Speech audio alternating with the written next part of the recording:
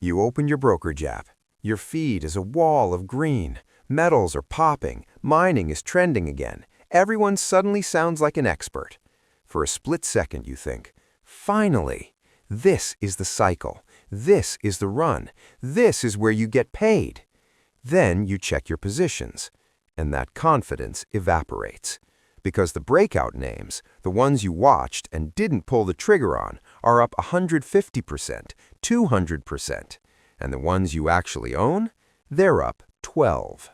Not down, not broken, just irrelevant. That's the punch in the gut. You can be right about the sector and still be wrong where it counts, in what you're holding. There's a gap between a mining rally and miners that actually deliver. And that gap is the difference between catching the move and watching it happen from the sidelines. Here's what's actually happening, and it's the reason most people get chopped up in mining cycles. A commodity can scream higher, and the company tied to it can still not make meaningful money, because the metal price is only half the equation. The other half is what it costs them to dig it out of the ground.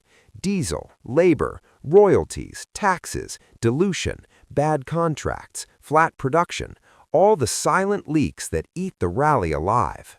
So good outlook becomes a dangerous phrase, because a good outlook doesn't mean a good entry. Sometimes it just means the story is obvious and the stock is already priced like the best-case future is guaranteed. That's the enemy here, the outlook trap. It's where investors buy the theme but pay the wrong price, where they load up on names that should win but are already valued like they already did. In this space, some stocks give you true leverage to the cycle, and some are just beautiful charts sitting on top of fragile economics, expensive wreckage priced for perfection. My name is Sanju, and I've spent years studying how these cycles actually play out, when metals surge, when mining costs surge right behind them, and when great stories turn into terrible investments because the valuation was already stretched. I focus on the parts that decide who wins: cost inflation, jurisdictions, balance sheets, production reality, and the pricing the market is already baking in. Because in this sector, being right about the trend isn't enough. You have to be right about which companies can convert it into cash and which ones just look good on a chart. So today, we're not chasing hype. We're hunting the 6 miners with the strongest forward setup, the ones built for the next phase, not priced like the victory is already guaranteed. Before we get into the list, do me a favor, hit subscribe and tap like. Not because it helps the channel, but because it helps you. Because what I'm about to walk you through isn't 6 popular mining stocks. It's the filter that separates people who catch the next leg from people who show up late and end up holding names that already did their run. If you want the setups before the crowd prices them into perfection, you're in the right place. Let's get into it. Now zoom out, because this isn't just mining stocks doing mining stock things. This is a macro setup.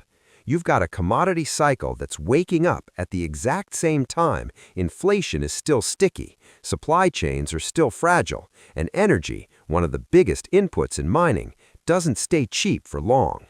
Diesel, power, explosives, parts, labor. When those rise together, they don't just nibble at margins, they can swallow them. And that's why miners can lag even in a bull market, because higher commodity prices don't automatically become higher profits if costs are climbing right behind them, if governments smell money and raise royalties or taxes, if permits move at the speed of paperwork, if production is flat because growth projects take years, or if management hedged away upside back when prices were lower. So the mistake is thinking the metal is up means the miner must be up. It doesn't, not unless the business can actually convert price into cash flow. That's the lens for this list.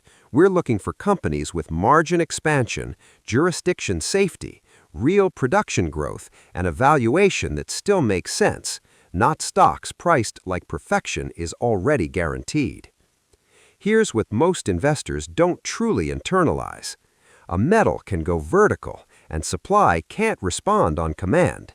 Mining isn't like flipping a switch in a factory. You can't just decide to produce 20% more next quarter because the price looks good. New ounces take time, years, exploration, studies, permits, financing, construction, equipment, labor.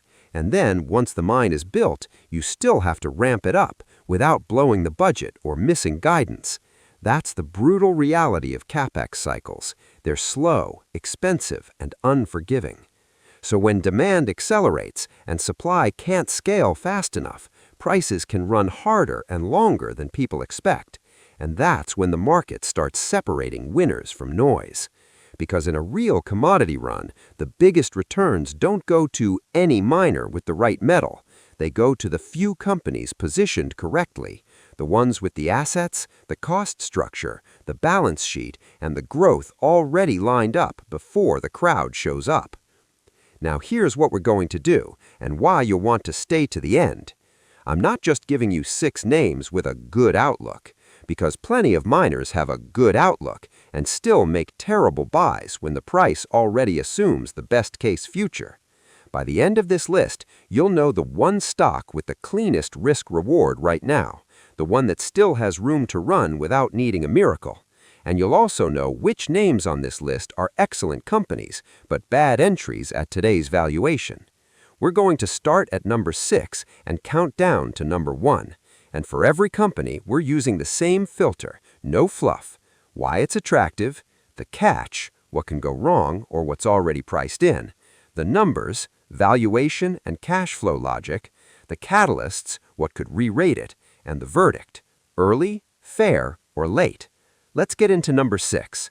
Number 6 is the high leverage play.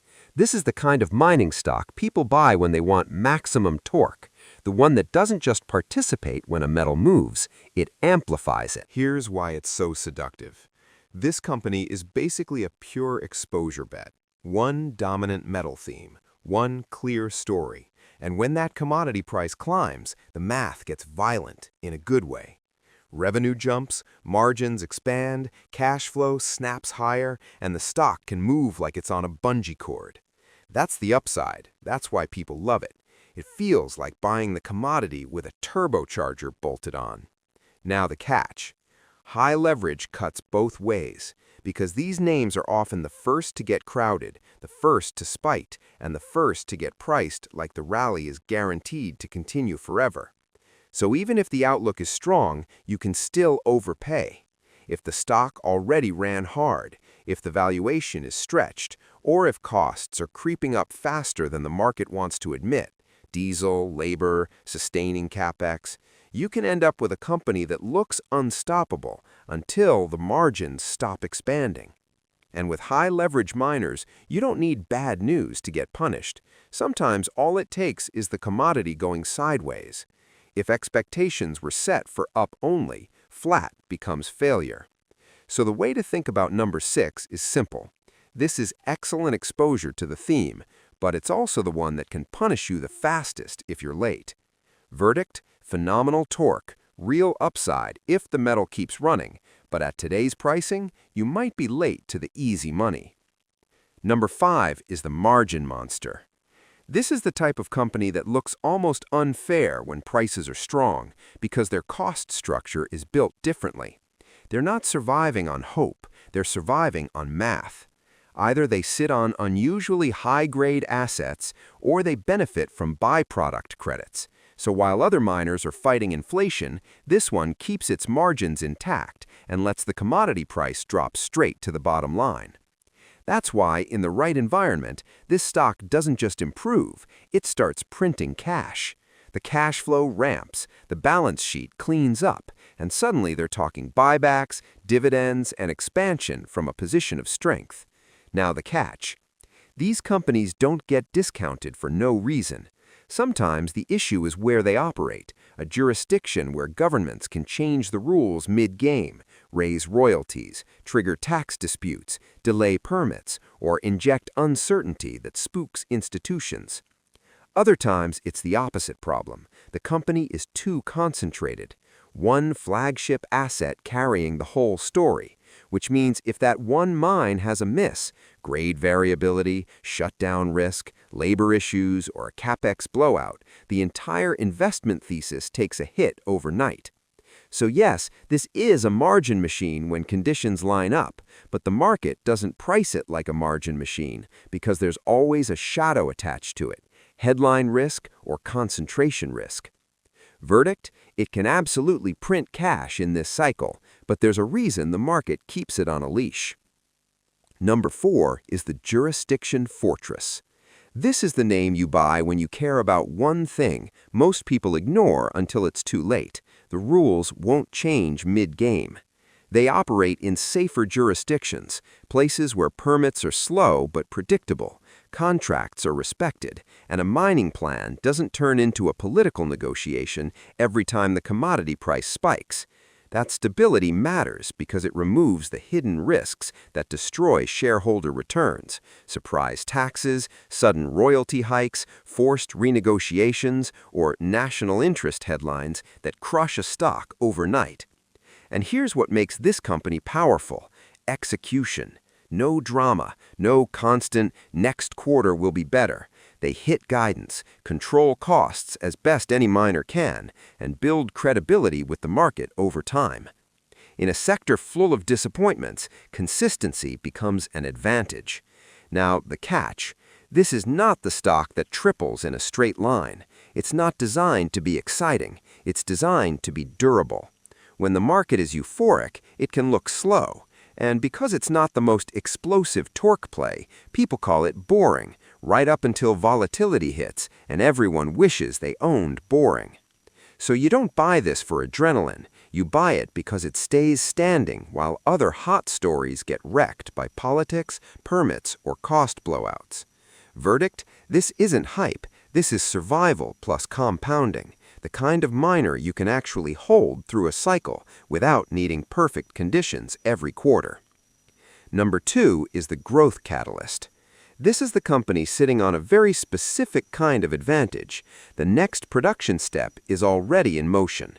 They're not just benefiting from price, they're building volume, an expansion, a ramp-up, a new project moving from plan to reality. And in mining, that's everything, because the market doesn't pay up for potential until it starts showing up in real numbers: higher ounces, lower unit costs, stronger cash flow. When a growth catalyst actually hits, the story changes fast. Suddenly, you're not valuing a miner on today's production. You're valuing it on what it becomes next year. That's where the re-rating happens.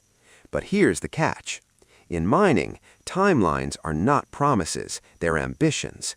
Delays happen, equipment slips, permits move slower than expected, costs creep up higher, ramp-ups rarely look smooth on the first try, and the market is unforgiving with almost. So number 3 is about one thing: delivery. If management executes, the stock doesn't inch higher, it gets repriced. If they stumble, you can get volatility before you get rewarded. Verdict: this is the setup where, if they deliver, the market reprices fast. Number 2 is the quality model. This is the one built to win without needing everything to go right every day.